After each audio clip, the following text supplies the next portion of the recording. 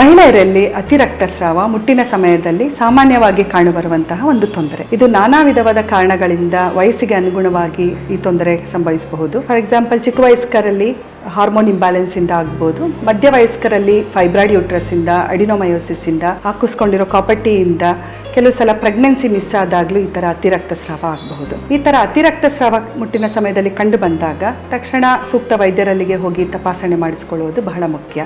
ವಯಸ್ಸಿಗೆ ಅನುಗುಣವಾಗಿ ಅದಕ್ಕೆ ತಪಾಸಣೆ ಮತ್ತು ಟ್ರೀಟ್ಮೆಂಟು ನಾವು 3 ವಿಧದಲ್ಲಿ ಕೊಡ್ತೇವೆ. ಹೆಮೆಟೆನಿಕ್ಸ್ ಕೊಟ್ಟು ಅತಿ ರಕ್ತಸ್ರಾವ ಕಂಟ್ರೋಲ್ ಮಾಡಬಹುದು.